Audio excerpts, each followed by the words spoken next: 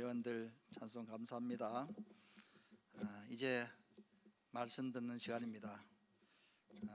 지는 것이라는 제목을 가지고 귀한 말씀 강론하실 때 은혜가 넘치는 시간 되시면 좋겠고요.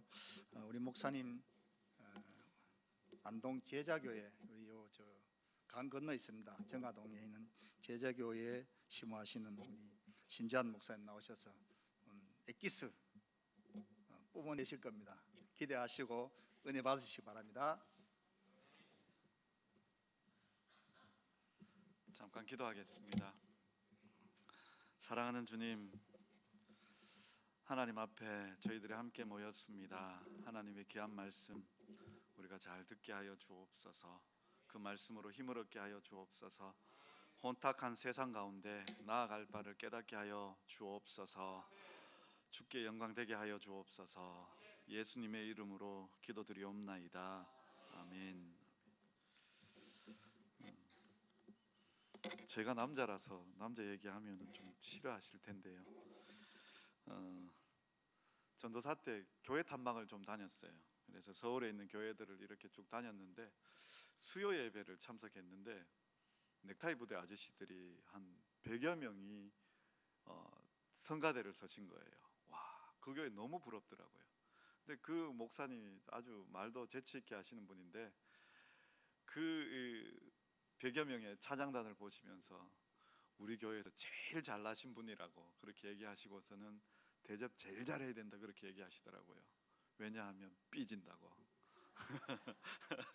네, 아주 그 농담도 잘하시고 그렇게 하시는데 정말 그 남자들이 한 그것도 50대 그 아저씨들이 100여 명이 모여서 사부 합창을 해내는데요. 요즘 아이들 말로 소름 돋습니다. 진짜 찬송가 한 곡인데도 소름이 돋습니다. 근데 그 교회에 그게 힘인 것 같아요. 우리 서문교회를 보면서 또 방금 이렇게 귀한 분들이 나와서 이렇게 찬송을 드리시잖아요. 지금 시대를 한번 생각해 보십시오. 코로나 때문에 예배도 잘 못 모이잖아요. 그죠? 네.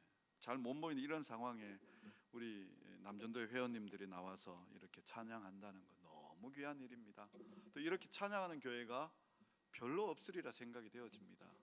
이게 서문교회의 힘이고 또 강점이라고 생각이 되어집니다. 그런 의미에서 우리가 참 남전도회 헌신 예배 드리는 것이 너무 또 하나님 앞에 영광이 되어집니다.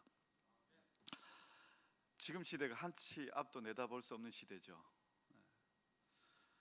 올해 같은 코로나가 발생할 거라고 예측하신 분이 계십니까? 근데 이 코로나가 우리 전 세계적으로 다 유행하고 있습니다. 그래서 팬데믹이라고 얘기하죠. 이 코로나는 그야말로 택시 요금으로 치자면 기본 요금이고요. 전 세계가 지금 어려움을 경험하고 있습니다. 우리나라, 중국, 태국은 물폭탄 맞았습니다. 그리고 며칠 전 뉴스를 보셨겠지만 베이루트에서는 진짜 폭탄 맞았습니다. 그죠?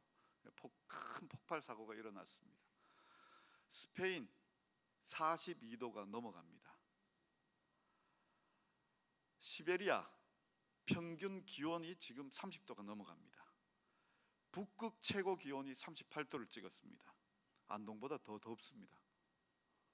세상에 지금 어떤 일이 일어날지 전혀 예측 불가능입니다.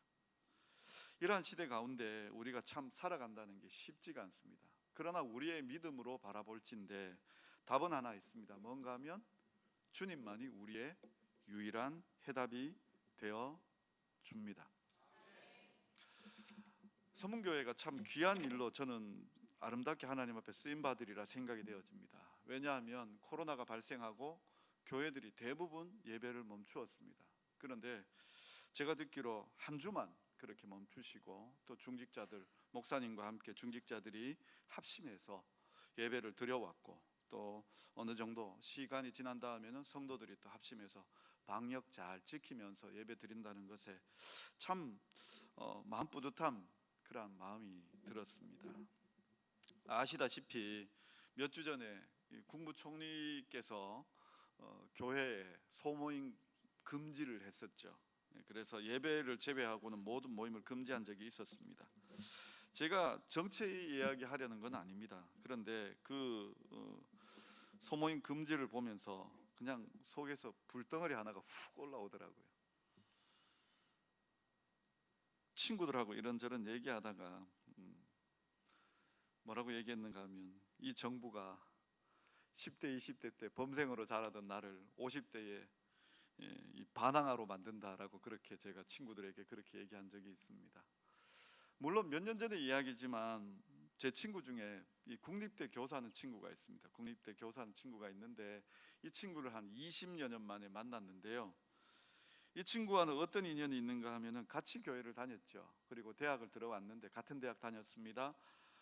그 친구는 열심히 데모하러 다니는 친구였습니다. 그래서 교회 가자고 매일 만나면 교회 가자고 그랬습니다. 또 심지어는 밤새도록 민주화 운동은 틀렸다, 주님만이 유일한 답이다, 그때 뭘 알겠습니까 하는 그런 논쟁으로 밤새도록 이렇게 얘기한 적도 있습니다. 그래서 교회 가자 하면서 얘기하면 뭐 전날 뭐 선배들하고 잤다고 옷이 없다 그러면 옷 가지고 가고, 양말 없다 그러면 양말 가지고 가고, 네이 없다 그러면 네이 가지고 가고 그랬던 친구가 하나 있습니다. 그런데 그 친구 한 20년 만에 만났습니다.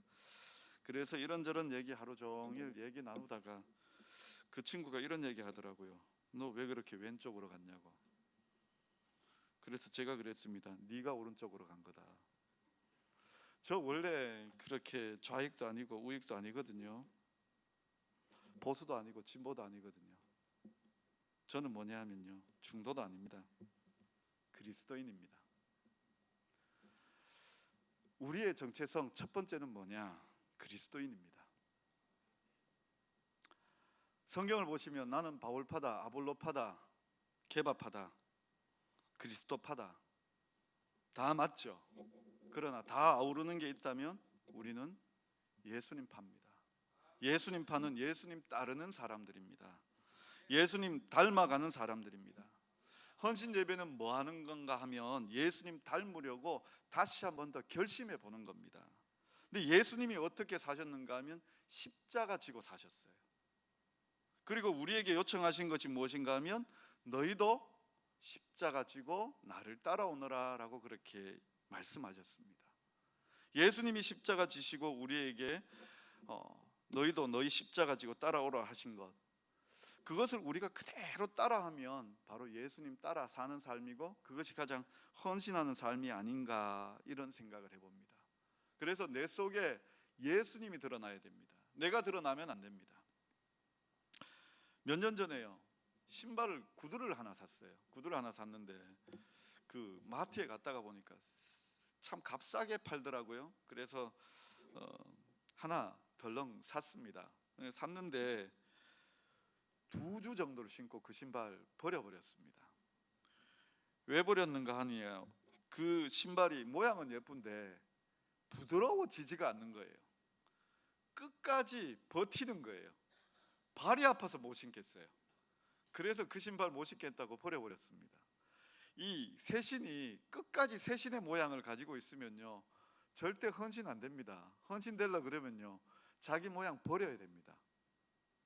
쭈글쭈글해져야 됩니다. 무디어져야 됩니다. 지디겨져야 됩니다.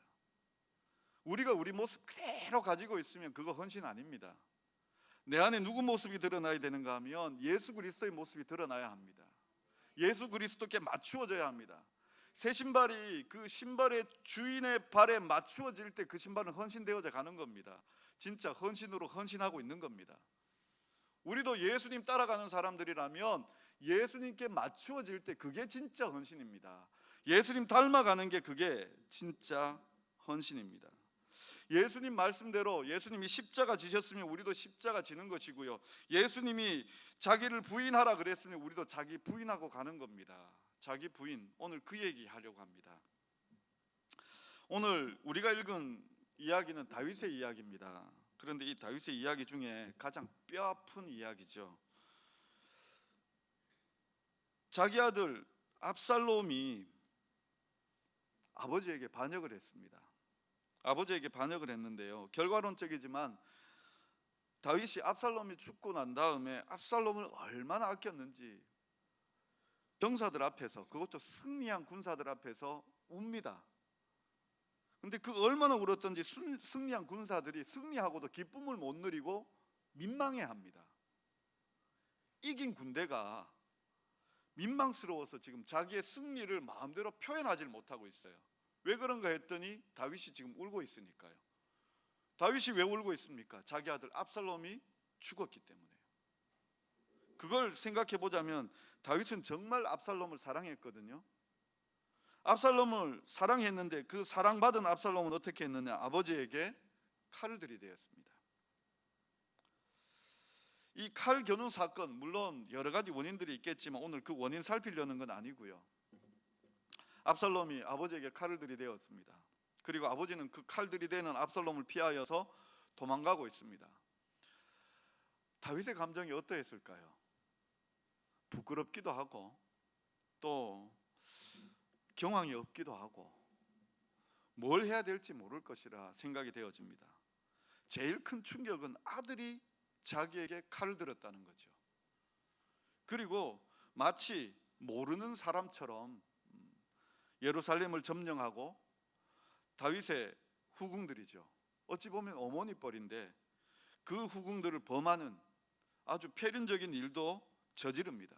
그건 모르는 군대가 서로 다른 나라가 쳐들어가서 정복군으로서 그 패전국에다가 짓밟는 승리의 그 모습이거든요. 근데 아들이 아버지에게 그 일을 저지른 거예요. 생각만 해도 부끄럽고 또 도망가고 있고 참 힘든 상황이죠. 그런데 이때 누가 나타나는가 하면 시므이라는 사울 족속의 사람이 하나 나타납니다. 그리고는 그에게 이런 조롱의 말을 합니다. 피 흘린 자여, 사악한 자여, 가거라, 가거라. 사울의 족속의 모든 피를 여호와께서 내게로 돌리셨도다. 그를 이어서 내가 왕이 되었으나 여호와께서 나라를 너의 아들 압살롬의 손에 넘기셨도다. 보라, 너는 피를 흘린 자이므로 화를 자초하였느니라. 지금 이 시므이라는 사람이 나와서 다윗에게 이런 비참한 말을 지금 던지고 있고요. 그러면서 돌도 던지고 먼지도 날리고 그 행하는 일이 너무나 약을 올리는 일이죠. 지극히 정상적인 반응은 어떤 것이 정상적인 반응인가 하면 다윗 옆에 서 있는 다윗의 신복 아비새가 지극히 정상적인 반응을 합니다. 아비새가 다윗에게 이런 이야기를 하죠. 이 죽은 개가 어찌 내 주 왕을 저주하리이까? 청하건대 내가 건너가서 그의 머리를 베게 하소서. 그 시므이를 두고 죽은 개라고 이야기하고 있습니다. 무슨 얘기입니까? 시므이는 지금 뭐 어찌 보면 보통 사람이고 여기 아비새는 군인입니다. 수십 명을 죽인 군인입니다. 다윗의 그 군 사령관 중에 한 사람입니다. 근데 그 사람이 당장 뛰쳐나간다면 이 시므이는 아비새 앞에 죽을 수밖에 없는 운명입니다. 그러니 이 아비새가 자기가 이야기할 때에 저 앞에 있는 저 존재는 시므이는 죽은 개와 같다는 거죠. 허락만 해주시면 지금 건너가서 시므이 죽이겠습니다, 이 얘기입니다. 이게 당연한 반응이죠. 다윗도 당신이 건너가서 그렇게 해라라고 해도 충분히 이건 뭐 맞는 말이죠. 또 왜 더욱더 맞는 말인가 하면 이 시므이가 하는 말들이 다 틀린 말이에요. 단 하나 맞는 것이 있다면 다윗이 전쟁을 많이 해서 피를 흘린 것은 맞지만 그런데 사울의 족속을 피를 흘렸다, 그건 틀린 말이에요. 다윗은 사울의 족속을 피를 흘린 적이 없습니다. 사울과 사울의 아들들, 특히 요나단과 사울은 어디에서 죽었는가 하면 블레셋과 길보아 산 전투에서 블레셋에게 패배해서 죽었습니다. 그리고 사울의 다른 아들들이 있었으나 그 사울의 신복들에 의하여 배반에 의하여 죽임을 당합니다. 사울 집안을 배반하고 사울의 아들들을 죽이고 다윗에게 투항하여 왔을 때 다윗은 그들을 받아주지 않고 도리어 그들을 죽였습니다. 그렇게 보자면 다윗은 사울의 집안을 멸하지 않았습니다. 전혀 손대지 않았고 도리어 그 요나단의 아들 무미보셋은 다윗이 보살펴주고 있었습니다. 그런데도 지금 잘못된 이야기를 하고 있죠. 억울한 이야기하고 있죠. 하지도 않은 일을 이야기하고 있고 그 하지도 않은 일이 원인이 되어서 지금 이렇게 어려운 화를 당하고 있다라고 이야기하고 있습니다. 화를 내도 지극히 당연한 얘기죠. 누가 다윗이 화낸다고 욕할 사람이 아무도 없을 것입니다. 왕을 능멸한 것도 이미 죽을 일이라면 거짓된 것으로 왕을 욕하고 있습니다. 그러면 당장 뛰어가서 그 사람을 죽일 수도 있습니다. 그런데 다윗의 반응이 놀랍습니다. 어떻게 이야기하는가 하면 내가 너와 무슨 상관이 있느냐? 내가 너희와 무슨 상관이 있느냐? 아비새에게 이야기합니다. 지금 내가 저 사람이 요구하는 건 나를 요구하는 거지 아비새 당신을 요구하는 게 아니지 않느냐? 그가 저주하는 것은 여호와께서 그에게 다윗을 저주하라 하심이니 내가 어찌 그리하였느냐 할 자가 누구겠느냐? 시므이가 지금 다윗에게 요구하는 것이 하나님 허락 없이는 저것이 이루어지는 일이 아니다. 그렇기 때문에 저 사람이 저주할 수 있도록 내버려 두어라. 하나님 하시는 일을 어떻게 막겠느냐? 그렇게 이야기합니다.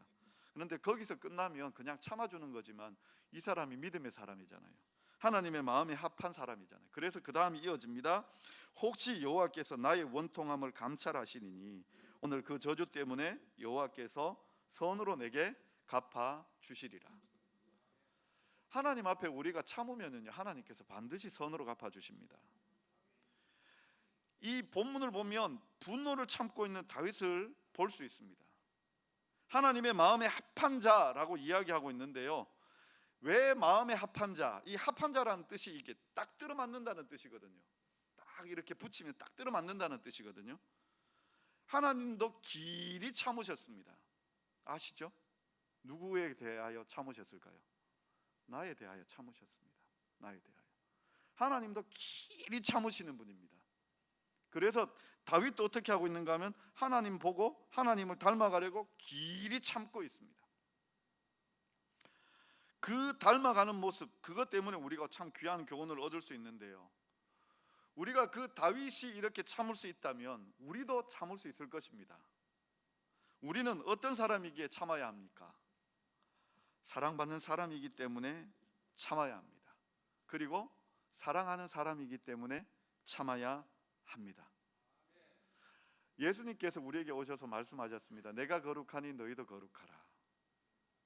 그 말씀은 곧 우리에게 오셔서 우리에게 사랑 베풀어 주셨을 때에 그 사랑으로 우리도 또한 하나님 사랑하라는 말씀이십니다.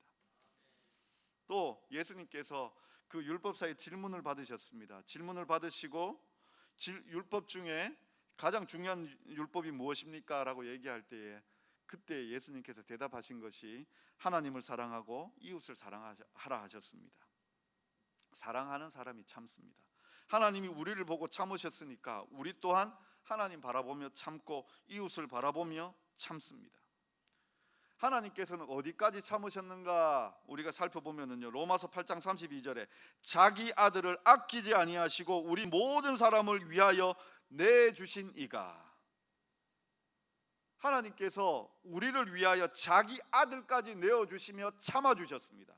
그래서 요한복음 3장 16절 하나님이 세상을 이처럼 사랑하사, 하나님이 길이 사랑하시고 참아주셨습니다.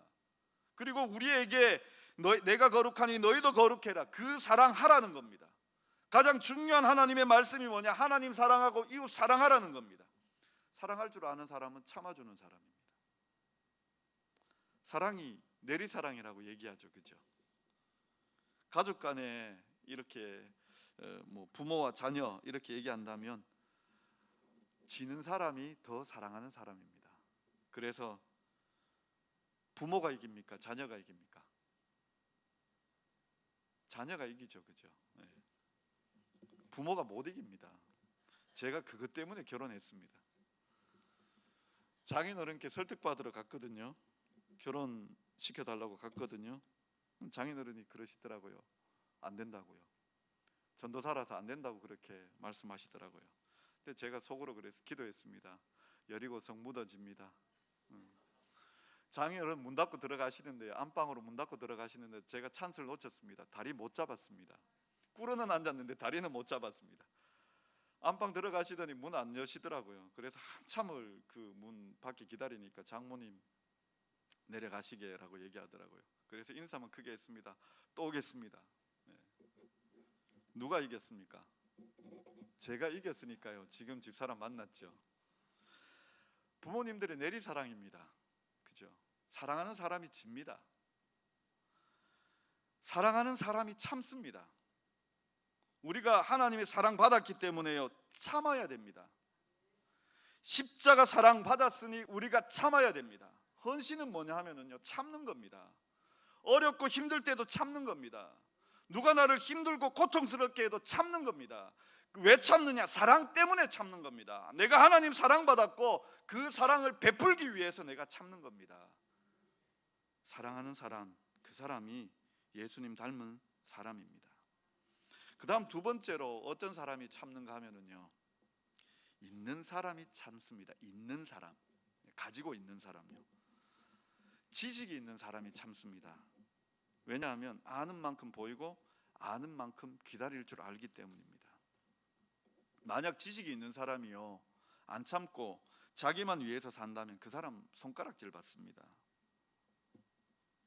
우리나라 법도 아마 그런 추세로 가고 있겠지만요, 그 외국의 법들, 특히 서양의 법들을 이렇게 보면, 법이 발달한 나라들 이렇게 보면은요, 변호사나 검사나 판사가 죄를 지으면 더 엄한 벌을 내립니다. 왜 그런가 하면요, 그 사람들은 법을 알고 있는 사람들이기 때문입니다. 죄를 지어도 법을 아는 사람들은 더 교묘하게 죄를 짓습니다. 이걸 다르게 얘기하자면, 뭐 같은 맥락에서 얘기하자면, 만약에 세금을 이렇게 이제 줄이거나 아니면 또 탈세를 하거나 이런 부정한 방법을 저지른다면 우리 같은 사람은 죽었다 깨어나도 그런 거 못합니다. 내라 그러면 다 내야 됩니다. 아마 여기 계신 분들 다 그러 하시겠지만 세무사 하신 분들은 혹 방법을 찾아낼지도 모릅니다. 왜요? 알고 있으니까요. 아는 만큼 보이니까요. 근데 만약 그런 분들이 자기가 알고 있는 지식을 가지고 자기 이익만을 참지 못하고 자기 이익만을 살아간다면 그 사람 손가락질 받습니다. 지식이 있는 사람요, 참아야 됩니다. 고린도에 분란이 일어났습니다. 고린도에 왜 분란이 일어났느냐? 이 지식이 있음에도 불구하고 서로 자기를 위해서 살았기 때문입니다. 참지 못하고 자기를 위해서 살았기 때문입니다. 고린도전서 1장에 보시면은요, 이 고린도를 이야기할 때에요, 지혜의 말씀도 풍성하고 지식의 말씀도 풍성하다고 이야기합니다.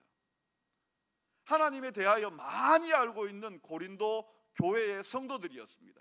근데 그 많이 알고 있는 것 가지고 참아 주었느냐? 참지 못하고 자기를 드러내었습니다. 자기 자랑했습니다. 그러니 서로 싸우는 일이 벌어지는 겁니다. 건강한 교회를 이루지 못하고 덜 건강한 교회가 되어지는 거죠. 지식이 있는 사람 참아야 합니다. 또 어떤 있는 사람이 참아야 되느냐? 지위가 있는 사람이 참으셔야 됩니다.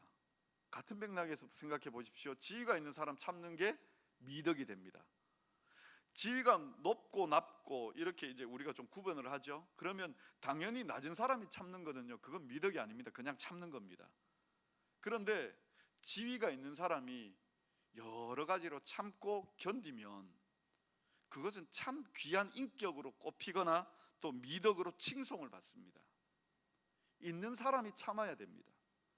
또 뿐만 아니라 물질에 있음에도 마찬가지입니다. 물질이 있으면 그건 물질 가지고 자랑하지 마시고 낮아지시고 섬기시길 바랍니다. 제가 어쩌다가 이 텔레비를 가끔 보는데요, 근데 왜 요리하시는 분 계시죠? 백종원이라는 분, 그분의 인맥이 대단하더라고요. 한번 보니까 어디 뭐 감자, 강원도에 가서 감자 못 팔고 있다 그러니까 아는 분께 전화를 하더라고요. 그 아는 분이 누구냐? 이마트 회장님인가요? 사장님인가요? 그분에게 전화하니까 전량 다 수매해 주겠다. 또 한 번은 다시마 하는데 거기 가서 또 보니까 이번엔 또 오뚜기 회장님께 전화하니까 오뚜기 회장님도 다 내가 그거 다 사주겠다. 뭐 교인들은 아니라고 생각이 되어집니다. 그분이 뭐 교인인지 아닌지 저는 전혀 모릅니다. 뭐 백종원 씨도 또 아니면 거기 나오는 뭐 이마트 회장님도 또 오뚜기 회장님도 기독교인인지 아닌지 모릅니다. 그런데 분명한 건 있습니다. 그래서 그 사람들이 있기 때문에 섬길 수 있는 겁니다. 우리가 만약 하나님께로부터 많은 것을 받았고 그래서 그것을 가지고 있다면 그것 가지고 참으셔야 됩니다. 다르게 표현하자면 그것 가지고 섬기셔야 됩니다. 많은 지식이 있으면 지식 가지고 섬기셔야 되고요, 지위가 있으면 그 지위 가지고 섬기셔야 되고요, 물질이 있으면 물질 가지고 섬기셔야 됩니다. 심지어는요, 우리가 나이 다르게 이야기하자면 연륜이 있으시면 그 연륜 가지고도 섬기셔야 됩니다. 제가 최근에 읽은 책 중에요, 김영석 교수님의 인터뷰를 써놓은 그런 책을 본 적이 있습니다. 근데 이 김영석 교수님이 누구냐? 연세대학교 철학과 교수님이신데 나이가 얼마시냐면 지금 100세예요. 그래서 책 제목이 뭐냐 하면 100년을 살아보니 라는 책 제목이에요. 근데 아직 그 책은 못 읽었거든요. 근데 그 교수님의 인터뷰를 이렇게 들어보니까요, 자기가 이렇게 100년을 살고 돌아보니까 언제 글이 제일 좋고 언제 가장 좋은 강의가 나왔느냐, 60대 때랍니다. 여기 60대 안 되신 분들이 대부분이시죠. 넘어가신 분들이 아주 소수가 계시죠, 그죠? 아직 황금기는 맞이하지 못했습니다, 그죠? 내 눈앞에 아마 황금기들이 펼쳐질 겁니다. 그때에는 연륜도 있으시고 힘도 있으시고 많은 것들을 가지고 있으실 겁니다. 그러면 그거 가지고 뭐 하시는가 하면은요, 섬기셔야 됩니다. 참으시며, 나를 드러내는 것은 참으시고 섬기셔야 합니다. 그것이 헌신입니다.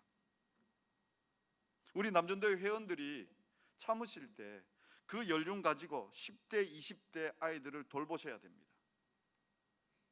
지난주에 어쩌다가 그 우리 고3 아이하고, 우리 아들 아니라 우리 교회 고3 아이하고 이렇게 얘기를 하다가 꿈에 대해서 얘기를 했습니다. 그런데 불현듯 그 대화하다가 깨달은 게 하나 있어요.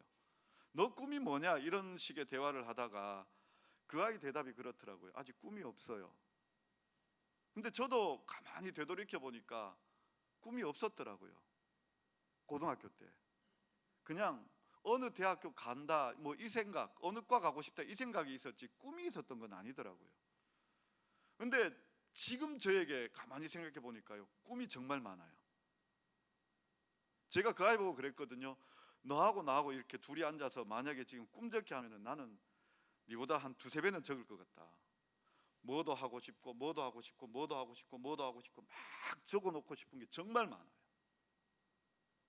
왜 그런가 곰곰이 따지고 봤더니요, 저도 제가 이제 갓 50대에 들어갔거든요. 저는 100년까지는 안 살아보고 50년 살아보니까 어느 정도는 이런 것들을 하고 싶구나라는 생각이 드는 게 많더라고요. 근데 지금 이제 19, 20 되는 이 아이에게는 그게 없더라고요. 보니까 아직 모르니까요. 그러면 그 모르는 아이들에게 연륜을, 경험을, 지식을 빌려줘야 됩니다. 지금 여기 우리 남전도회 회원님들이 우리는 이제 뭐 할 일만 하면 되지, 그게 아니라 다음 세대를 바라보시며 섬겨주시고 돌보아 주셔야 됩니다. 그게 우리 남전도회 회원님들이 해야 될 일입니다. 가지고 있는 거거든요. 지식이 있으시고 또 지위도 있으시고 또 물질도 있으시고 그리고 연륜도 있으시고, 그래서 그 있는 것 가진 사람들이 참고 섬겨주셔야 됩니다. 그게 헌신하는 겁니다. 그리고요, 마지막 세 번째가 제일 중요한데요, 언약의 약속이 있는 사람들이 참습니다. 언약의 약속에 있는 사람들이 헌신하고 져줍니다. 12절 다시 보시면요, 혹시 여호와께서 나의 원통함을 감찰하시리니 오늘 그 저주 때문에 여호와께서 선으로 내게 갚아 주시리라 하고 라고 다윗이 말하고 있습니다. 다윗은 무슨 약속이 있는가 하면 하나님께서 선으로 갚아 주실 것에 대한 믿음이 있습니다. 그건 언약이죠. 근데 그 앞에 단어가 하나 있습니다. 뭔가 하면 혹시 여호와께서 나의 원통함을 감찰하시리니 라고 나와 있습니다. 근데 여기 감찰하다라는 말이 있습니다. 이게 뭐냐면 속을 들여다본다라는 뜻이에요. 이 속이라는 건 통 안에 들여다보는 것도 되고요, 마음속을 들여다보는 것도 돼요. 그래서 여기 감찰하다라는 단어가 어디에 쓰여 있는가 하면 사무엘상 6장 19절에 쓰여 있어요. 거기에 무슨 사건이 있는가 하면 이런 겁니다. 베세메스 사람들이 여호와의 궤를 들여다본 까닭에 그들을 치사 5만 70명을 죽이신지라 여호와께서 백성을 쳐서 크게 살육하셨으므로 백성이 슬피 울었더라. 이 법궤가 블레셋에 한번 빼앗긴 적이 있죠. 근데 그 법궤가 빼앗겨서 그 블레셋 지경에 들어갔다가 그 지경 들어가는 곳마다 그 성마다 독종이 나고 재앙이 일어나게 했습니다. 그래서 블레셋 사람들이 이 법궤는 돌려줘야 된다 해서 뭐 이제 그 암소에게 실어서 이렇게 돌려보내잖아요. 그래서 도착한 데가 어딘가 하면 베세메스예요. 근데 베세메스 사람들이 궁금증을 참았으면 될 텐데 이 법궤의 뚜껑을 열어서 그 속을 들여다본 거예요. 그래서 상자를 뚜껑을 열고 속을 들여다본 거. 이 들여다본다, 속을 들여다본다, 이 단어가 여기 감찰하다의 단어예요. 근데 여기만 쓰였느냐? 창세기 29장에 보면 레아가 임신하여 아들을 낳고 그 이름을 르벤이라 하여 이르되 여호와께서 나의 괴로움을 돌보셨으니 이제는 내 남편이 나를 사랑하리로다 하였더라. 야곱이 라헬만 사랑했죠. 라헬만 사랑했는데 그 라헬만 사랑하니까 레아는 그 마음이 정말 이 한이 맺히는 거죠. 근데 라헬의 태는 막으시고 레아의 태는 열어주셨습니다. 그래서 첫 아들 낳았죠. 르우벤요. 그 르우벤의 이름, 나의 괴로움을 돌보셨다. 여기 돌보셨다. 내 괴로움을, 내 마음을 열어서 알아보셨다라는 거예요. 이것만 있느냐? 사무엘상 1장 11절에 보면 서원하여 이르되 만군의 여호와여 만일 주의 여정의 고통을 돌보시고 나를 기억하사 주의 여종을 잊지 아니하시고 주의 여종에게 아들을 주시면 내가 그의 평생에 그를 여호와께 드리고 삭도를 그의 머리에 대지 아니하겠나이다. 이건 누구의 기도인가 하면 한나의 기도예요. 한나의 기도인데 한나가 뭐라고 이야기하는가 하면 만군의 여호와여 만일 주의 여종의 고통을 돌보시고, 돌보신다는 말도 여기 감찰하시다 말과 똑같은 단어예요. 한나의 그 한 맺힌 마음을, 그 속을 들여다보시는 거예요. 다윗이 지금요 나의 원통함을 감찰하시리니 나의 원통한 마음을 하나님께서 들여다보신다는 거예요. 들여다보신다는 거예요. 하나님의 사랑, 그 들여다보시는 마음, 그 마음을 보시면 하나님께서 우리의 이 아픈 마음들, 힘든 마음들, 헌신의 마음들, 이것을 다 하나님께서 받아주시며 선으로 바꾸어 주십니다. 다시요 말씀을 한번 정리해 보죠. 시므이라는 사람이 다윗에게 와서 아주 약을 올렸습니다. 비난을 했습니다. 상처에다가 소금을 뿌렸습니다. 아파도 그렇게 아플 수가 없을 것입니다. 그런데 다윗은 어떻게 하고 있는가 하면 이 원통함을 하나님 앞에 보여주고 있습니다. 예수님께서 십자가를 지셨습니다. 예수님은 무죄하신 분입니다. 무죄하신 분이요 억울하게 십자가를 지신 겁니다. 우리 감정대로 표현을 하자면 죄가 없으시잖아요. 그런데 그 죄를 대신 담당한 거예요. 대신 담당하시며 십자가 지신 거예요. 그 억울한 마음을 어떻게 표현하겠습니까? 시므이가 와서 다윗을 향하여 억울하게 비난하고 있습니다. 그것도 너무나 힘든 상황이었어요. 근데 다윗이 뭐라고 이야기하는가 하면 나의 원통함을 하나님이 감찰하신다. 나의 원통함. 헌신은 우리 기분 좋을 때 하는 게 헌신이 아닙니다. 그것만 헌신이 아니라는 얘기죠. 그리고 내가 뭐 좀 있어서 행하는 게 헌신이 아닙니다. 다윗처럼 이렇게 힘들 때 하나님의 뜻이 어디에 있는가, 그 뜻대로 따라가는 것이 헌신입니다. 교회가 어렵고 힘들 때요, 교회가 요즘 어려우면요 다 떠납니다. 그런데 그 교회를 지키고 교회를 위하여 기도하는 사람이 헌신하는 사람입니다. 남들이 다 비난하고 다 떠나가도 하나님 생각하며 그 자리 지키는 사람이 헌신입니다. 지고 억울하고 아프고 쓰리고 배신당하고 그 아픈 마음 가지고 하나님 앞에 나오면요 하나님께서 아마 이러실 겁니다. 너도 아프구나. 나도 아파봤다. 누가 하나님을 아프게 해보셨습니까? 우리가요. 우리가 하나님을 아프게 해봤잖아요. 너도 아프구나. 나도 아파봤다. 그 마음 안다.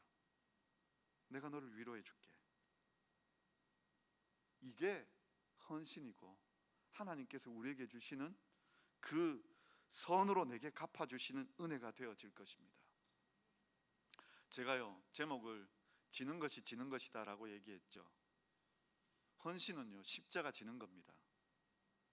그런데 예수님께서 십자가 지라고 말씀하실 때 하나 붙여 놓으신 게 있죠. 날마다 자기를 부인하고, 자기를 부인하고. 이길 수 있는 찬스가 왔습니다. 그래도 져 주십시오. 그게 자기 부인하는 겁니다. 내 권리 다 주장할 때가 왔습니다. 그런데 그 권리를 내려놓고 져 주는 겁니다. 이기는 게 아니라 져 주는 겁니다. 예수님도 날마다 자기를 부인하고 십자가 지시라 하실 때 예수님께서 그렇게 하셨습니다. 우리에게 바로 그것을 요구하십니다. 십자가 지고 따라오라. 날마다 자기 부인하고 십자가 지고 따라오라. 내가 십자가 지고 가는데 너희도 십자가 지고 따라와라.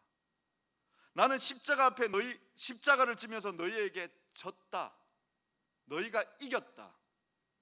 그러니 너희도 너희의 십자가 지고 세상 가운데 지면서 따라오너라. 십자가 지는 것이 지는 겁니다. 이 땅 가운데서 내 주장 내지 않고 지고 살아가는 것이, 져주면서 살아가는 것이 십자가 지는 겁니다. 우리가 정말 헌신한다는 건요, 우리의 모습을 깨트리는 겁니다. 새 신으로 그대로 남아 있으면 발이 아픕니다. 내 모습 깨트리는 겁니다. 그 신발의 주인의 발을 따라 져주는 겁니다. 그럼 편안한 신발 됩니다. 예수님 따라가면, 예수님 따라 살면 그것이 가장 귀한 헌신입니다. 우리 남전도회 회원님들이요, 정말 주님을 따라 사시며 주님의 모습을 닮아가시며 그 모습 자체가 헌신이 되어지시는 우리 모든 남전도회 회원님들과 또 우리 안동 또 서문교회의 모든 성도님들 되실 수 있기를 간절히 바랍니다. 기도하겠습니다. 사랑의 하나님 아버지, 주께서 우리를 찾아오셔서 우리를 위하여 져주셨습니다. 십자가를 져주셨고 우리 가운데 찾아오셔서 우리를 위하여 우리에게 져주셨습니다. 너희가 이기었다. 이스라엘, 너희는 하나님과 겨루어 이긴 족속들이다 라고 말씀해 주셨습니다. 그 하나님께서 오늘 우리에게 명령하십니다. 날마다 자기 부인하고 너희의 십자가 지고 나를 따르라. 예, 주님, 우리 이 자리에 함께한 모든 사람들이 주의 명령 따라서 주님께서 부탁하신 그 십자가 지고 세상 가운데서 사랑으로 빚진 자의 삶을 살며 져주면서 살아가겠습니다. 주님 사랑 나타내는 우리들 되게 하여 주옵소서. 져주며 살면서 주의 사랑, 주의 영광 드러내며 그 길 따라가는 우리들 되게 하여 주옵소서. 그래서 그 헌신의 열매들이 알알이 맺혀져서 향기 나는 그런 우리 서문교회, 또 서문교회 남전도회 회원님들 다 되게 하여 주옵소서. 예수님의 이름으로 기도드리옵나이다. 아멘.